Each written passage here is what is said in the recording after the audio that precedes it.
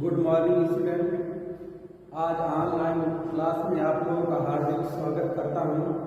आज class 7th में हम जो है मुगल साम्राज्य के बारे में, मुगल एम्पायर जो बता रहे थे, उसमें हमने मुगल वंश की स्थापना बाबर के द्वारा हुई थी।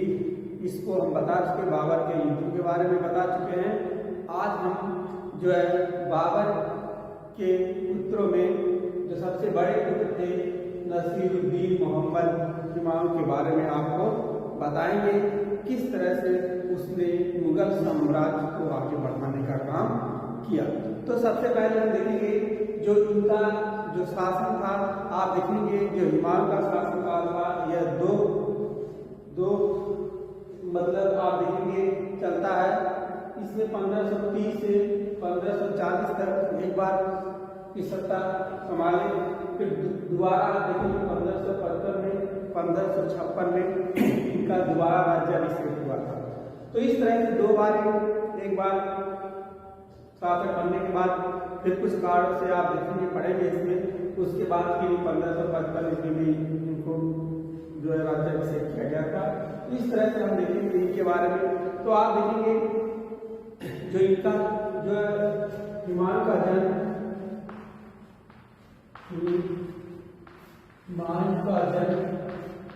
जन्म के बारे में देखेंगे। इनका जन्म आप देखेंगे कि 6 मार्च 1508, 6 मार्च 1508 ईस्वी में, 1508 ईस्वी में कहाँ हुआ था? काबुल में हुआ था। काबुल में हुआ था। इसके बाद आप देखेंगे इनके पिता का नाम,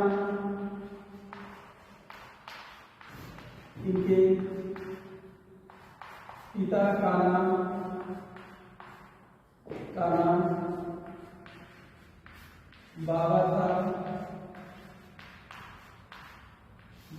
था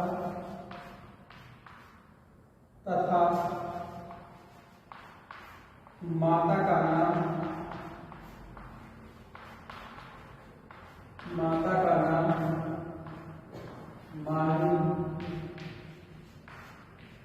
माही बेगम था। माही बेगम या माहू अनका भी कहा जाता है। इसके बाद आप देखेंगे इनका राज्याभिषेक जो होता है आगरा में हुआ था।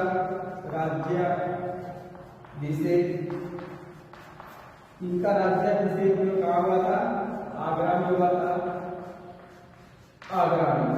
तो आप देखेंगे जो सबसे पहले कि जो हुमायूं का जन्म जो हुआ था यह 6 मार्च 1508 ईस्वी में काबुल में हुआ था। और इनके पिता जो थे मुगल वंश के संस्थापक बाबर थे। और आप देखेंगे बाबर के सबसे बड़े पुत्र थे। और आप देखेंगे जो इनके 4 भाई थे, 3 भाई, और आप देखेंगे अस्करी, उमरान और हिंदाल थे, तो सबसे बड़े भाई थे, क्योंकि बाबर के द्वारा इनको उत्तराधिकारी के रूप में जो सबसे पहले उत्तराधिकारी घोषित कर दिया गया था। इस तरह से इनके जन्म के बाद आप देखेंगे यह हुमायूं जो गद्दी पर बैठते हैं। और इनके माता का नाम जो था माही बेगम था। और इनका राज्याभिषेक जो था आगरा में हुआ था। और इनकी पत्नी का नाम था हमीदा बानो बेगम था। इस तरह से आप देखेंगे इसमें। और जैसे ही आप देखेंगे बाबर की मृत्यु होती है 1530 ईस्वी में, तो उस समय की स्थिति में आप देखेंगे जब क्योंकि उत्तराधिकारी बाबर घोषित कर चुका था हुमायूं को। इसके बाद आप देखेंगे मृत्यु के बाद आप देखेंगे 3 दिन बाद उसमें भी जो है इनका जो हुमायूं का राज्याभिषेक होना था 3 दिन बाद होता है। क्योंकि उस समय आप देखेंगे जो विलंब जो बाबर का दामाद था जो है मेहदी ख्वाजा, कौन था? मेहदी ख्वाजा जो था वह शासक बनना चाहता था। वह सोच रहा था कि हम शासक बन जाएंगे, लेकिन 3 दिन के बाद भी कुछ अड़चने थी, फिर समाप्त हुई। फिर जाकर के हुमायूं जो है 1530 ईस्वी में गद्दी पर बैठता है। तो इस तरह से इसने अपनी सत्ता को संभाला, मुगल वंश को आगे ले जाने का भरपूर प्रयास किया। और इसके पिताजी मरने से पहले बाबर ने कहा था कि बेटा जो आप देखना कि जो ये राज्य हैं, जो हमारे अंतर्गत जो राज्य हैं उस पे हम लोगों का शासन है, वह अपने भाइयों को भी उसमें हिस्सा दे देना, क्योंकि वह भी लोग अपना जो है साम्राज्य को संभालेंगे और अपना जो है जीवन यापन सही तरीके से और साम्राज्य का विस्तार करेंगे। उसी उनके कथनानुसार आप देखेंगे जो बाबर था, जो बात कही गई थी बाबर के बाद, वह हिमाओं ने उसका शासन पालन किया और पालन करने के बाद आप देखेंगे उन्होंने जो है सभी को अपने बातें जो सभी क्षेत्र को बांट दिया। आप देखेंगे सबसे पहले आप देखेंगे कामरान को, यह कामरान को आप देखेंगे काबुल,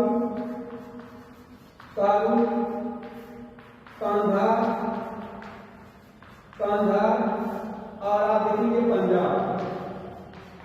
पंजाब का सूबेदार बना दिया। यहाँ पे आप देखेंगे काबुल, कांधार और पंजाब का सूबेदार इनको बना दिया। इसके बाद आप देखेंगे जो थे अस्करी, जो थे अस्करी के दूसरे नंबर पे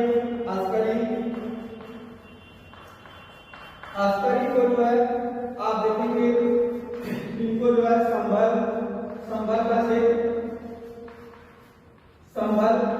का सूबेदार बना दिया,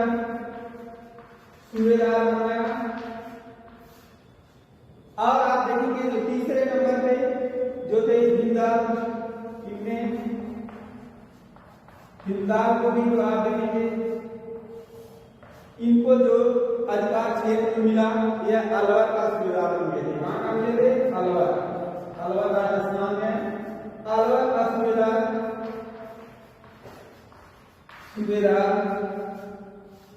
बना। तो इस तरह से आप देखेंगे जो यह क्षेत्र थे यह अपने भाइयों को बांट दिए और उनका राज्याभिषेक आगरा में हुआ था। वह अपने राज्य की वहां देखरेख कर रहे थे।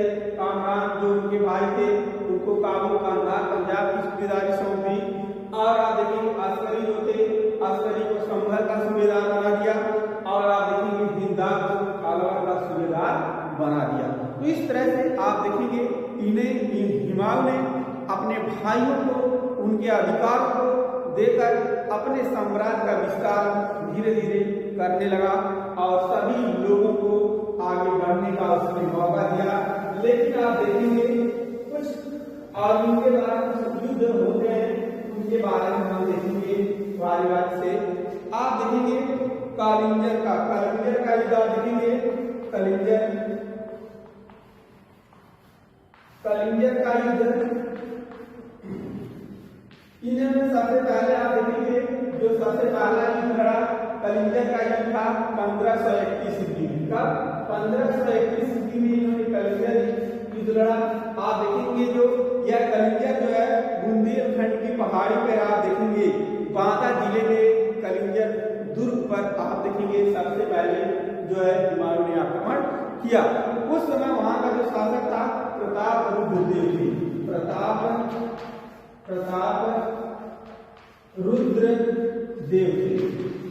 आप देखेंगे जो वहां का शासक जो बुंदेलखंड की पहाड़ी पर आप देखेंगे बांदा जिले में कलिंजर के दुर्ग पे आप देखेंगे हिमायू ने 1531 ईस्वी में आक्रमण करता है और वहां का शासक जो था प्रताप रुद्रदेव थे। और यह रुद्रदेव जो थे यह जो आप देखेंगे यह जो है अफगानों की क्या कर रहे थे? मदद कर रहे थे, जिसके कारण से क्योंकि अफगानों से इसके पहले इब्राहिम लोदी से लड़ाई हो चुकी थी बाबर की। इस कारण से अफगान से जो मुगल वंश जो है जलते थे, इस कारण से जो रूप प्रताप थे उनकी सहायता कर रहे थे।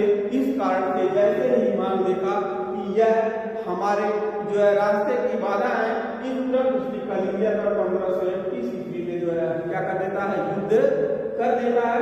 और इस तरह से अब इसके बाद फिर इन दोनों में संधि होती है। इस तरह से संधि के बाद आप देखेंगे रुद्रदेव जो थे वह जो है उनका मतलब अफगानों का जो है सहायता न करने के लिए उन्होंने क्या लिया? वचन दिया। इस तरह से आप देखेंगे यह जो पहला युद्ध था, यह जो इस पर जो है अधिकार क्षेत्र इनका स्थापित हो गया कलिंगर के। तो इस तरह से आप देखेंगे इनका जो पहला आक्रमण का युद्ध था। अब आप देखेंगे जो दूसरा युद्ध आप देखेंगे दोराहा का युद्ध। दूसरा नंबर पे आप देखेंगे दोराहा का युद्ध। दोराहा का युद्ध में आप देखेंगे यह 1532 ईस्वी में हुआ। कब हुआ था? 1532 ईस्वी में हुआ था। आप देखेंगे गोमती नदी के किनारे, किस नदी के? गोमती नदी के किनारे, गोमती नदी के किनारे जो है दोराहा का युद्ध हुआ था। किनारे जो दोराहा का युद्ध 1532 में गोमती नदी के किनारे हुआ था। अब आप देखेंगे यहाँ पे जो शासक था वह कौन था? महमूद लोदी था। कौन था? महमूद लोदी था। अब आप देखेंगे जो महमूद लोदी था यह जो है यहाँ का दोराहा का शासक था और आप देखेंगे यह अपनी शक्ति को बढ़ा रहा था और अफगानी सेना को मजबूत बनाने का प्रयास भरपूर कर रहा था। लेकिन जो थे हिमायू ने इस पर आक्रमण कर दिया और आक्रमण करने के बाद आप देखेंगे जो महमूद लोदी और जो हिमायू के बीच यह युद्ध होता है और लेकिन आप देखेंगे अंत में जो है महमूद लोदी की पराजय हो जाती है। तो इस तरह से अब आप देखेंगे इस पर भी जो है हिमायू का कब्जा हो गया। अब आप देखेंगे जो तीसरा युद्ध हुआ था, अब आप देखेंगे इसमें तीसरा युद्ध जो हुआ था वह चुनार का युद्ध।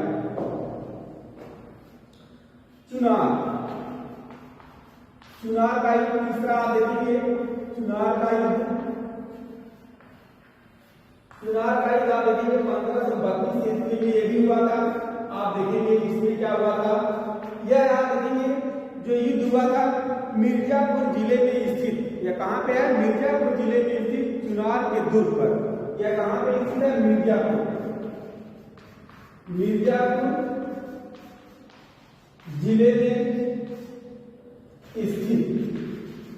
स्थित चुनार के किले पर हिमायू का आक्रमण देखेंगे आक्रमण इस तरह से आप देखेंगे 1532 ईस्वी में मिर्जापुर जिले में स्थित चुनार के किले पर हिमायू का जो क्या होता है? आक्रमण होता है। और आप देखेंगे यहाँ का जो शासक था यहाँ का शासक आक्रमण किया और यहाँ का शासक आप देखेंगे कौन था? यहाँ का शासक शेरशाह था। कौन था? शेरशाह सूरी को कहते हैं, शेरशाह था। और यह युद्ध आप देखेंगे मिर्जापुर जिले में स्थित चुनार के किले पर जो हिमायू ने आक्रमण कर दिया और आप देखेंगे यह 4 माह के घेरे के बाद, मतलब यह बहुत लंबा युद्ध चला। 4 माह तक जो हिमायू की सेना चुनार के किले पर जो है घेरा बनाई हुई थी और इस घेरे बनाए हुई स्थिति जो आप देखेंगे तो उसके बाद जो है लास्ट में आप देखेंगे शेरशाह ने जो है हिमायू की अधीनता को स्वीकार कर लिया। और इस तरह से आप देखेंगे जो है चुनार का युद्ध होता है और इस युद्ध में भी जो है हिमायू को सफलता मिलती है। इस तरह से आप देखेंगे यह जो है इसका तीसरा आक्रमण था। और इस तरह से आप देखेंगे इसमें हिमायू की जो बढ़ती हुई शक्ति धीरे धीरे बढ़ रही थी। लेकिन आप देखेंगे इनमें कुछ युद्ध आप देखेंगे होते हैं जो आप देखेंगे चौसा का युद्ध, आप देखेंगे चौसा का युद्ध, आप देखेंगे चौसा का युद्ध, चौसा का युद्ध होता है आप देखेंगे 1539 ईस्वी। कब होता है? 1539 ईस्वी। 1539 ईस्वी में चौसा का युद्ध होता है। आप देखेंगे यह स्थान जो है कर्मनाशा नदी, कहाँ है? कर्मनाशा नदी। यह कर्मनाशा नदी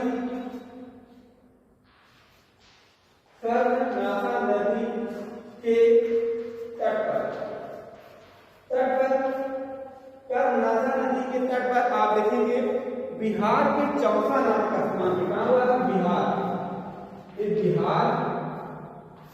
बिहार के चौसा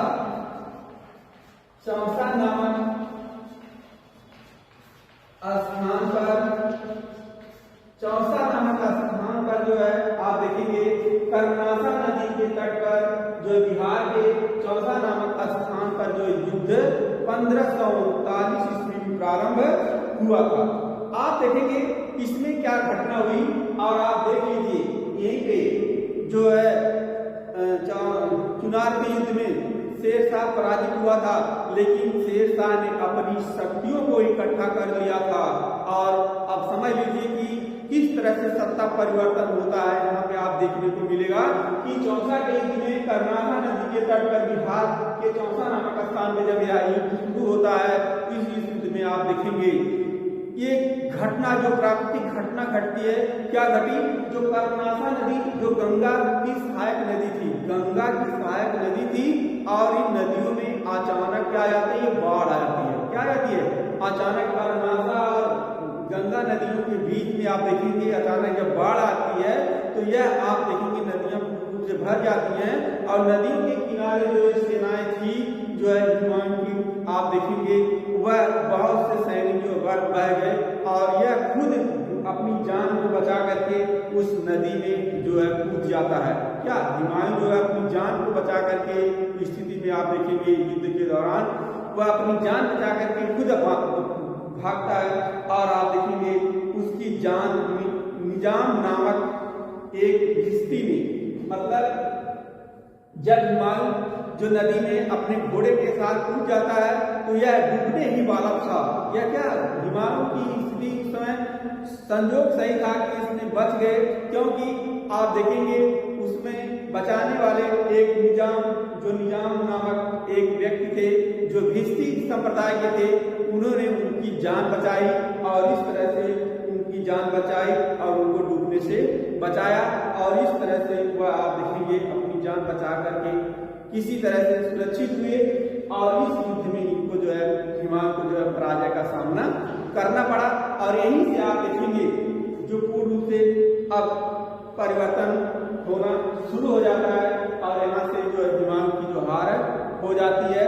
और इसके बाद आप देखेंगे जो दूसरा युद्ध होता है जो है यह आप देखेंगे शेरशाह के लिए विजय था, यह 1540 ईस्वी में कन्नौज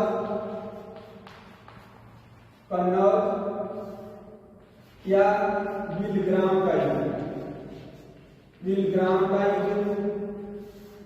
इसको कन्नौज का युद्ध या बिलग्राम का युद्ध के नाम से जानते हैं। और आप देखिए 1540 ईस्वी में यह युद्ध जो होता है 1540 ईस्वी में होता है, और यह युद्ध हिमायू और शेरशाह सूरी के बीच होता है।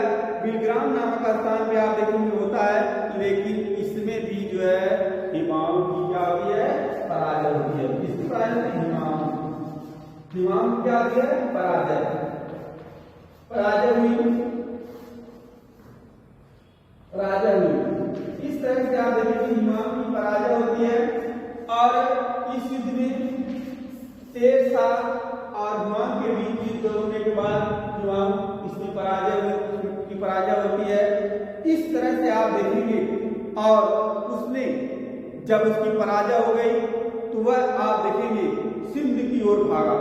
हिमायू अपना जो पराजय के बाद आप देखेंगे सिंध की तरफ भागता है, और वहीं पे कुछ दिनों तक जो अपना समय व्यतीत करता है, और वहां पे व्यतीत करने के बाद आप देखेंगे वहां पे सिया मतावलंबी, एक सिया मतावलंबी थी,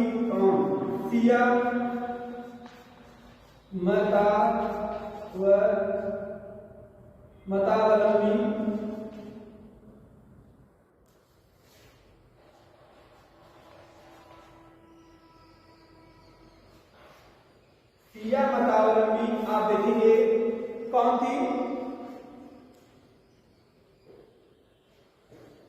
हमीदा बानो बेगम। सिया मतावलंबी आप देखेंगे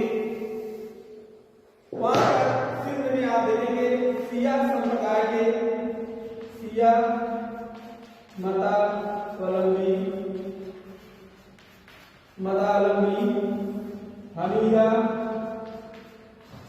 हमीदा, बानो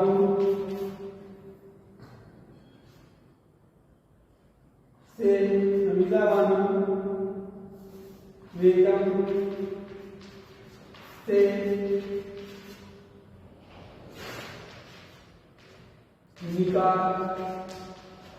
निकाह की।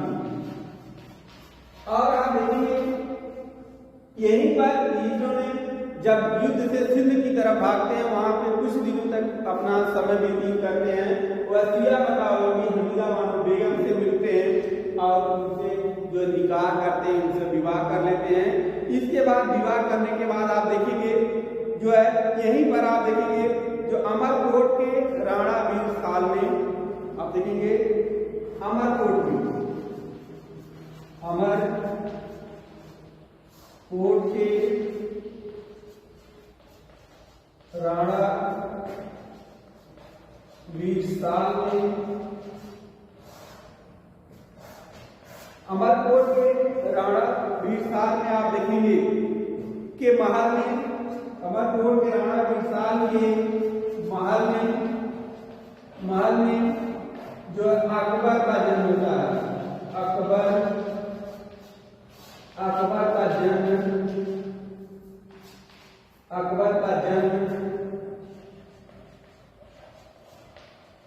होता है। और इस तरह से आप देखेंगे राणा अमरकोट के राणा वीर साल में के महल में जो है अकबर का जन्म होता है। और आप देखेंगे जो जन्म होने के बाद, अकबर के जन्म के बाद इसने अपने भाई अस्करी के संरक्षण में जो अकबर और उसकी पत्नी हमीदा बानो को छोड़ देता है और वह सीधे आप देखेंगे फारस की तरफ जो है क्या कर जाता है, जो प्रस्थान करता है और अपने भाई के संरक्षण में छोड़ करके अकबर को चला जाता है। और इस तरह से अपना देखेंगे इधर उधर घूम करके अपने शक्ति को जो है मजबूत बनाने का प्रयास कर रहे थे। और लास्ट में आप देखेंगे 1555 ईस्वी में क्या होता है, सिकंदर सूर के नेतृत्व में अफगानों से सरहिंद के हिमायू जो है सरहिंद के युद्ध में आप देखेंगे हिमायू जो है पराजित कर देता है अफगानों को। इस तरह से 1555 ईस्वी में उसने फिर जो है दूसरा नया मोड़ आता है। और आप देखेंगे 23 जुलाई 1555 ईस्वी में दिल्ली में पुनः वह अपनी सत्ता को स्थापित कर लेता है। इस तरह से आप देखेंगे 1555 में 23 जुलाई 1555 में दिल्ली पर फिर उन्होंने धीरे धीरे अपना अधिकार साम्राज्य स्थापित कर लिया। सरहिंद के बाद आप देखेंगे उसको सफलता मिलती है 55 में और इस तरह से उसने फिर दिल्ली पर अपना अधिकार 23 जुलाई 1555 ईस्वी में कर लेता है। और आप देखेंगे लेकिन अब जो वहां पे आप दीन बना के जो पुस्तकालय भवन थे उसकी सीढ़ियों पे चढ़ रहे थे और अचानक जो है सीढ़ियों से गिर जाने के कारण जो है वह गिर करके उनकी मृत्यु हो जाती है। इस तरह से आप देखेंगे जो हिमांशु जो है सदैव के लिए जो 1556 ईस्वी में इनकी मृत्यु हो जाती है।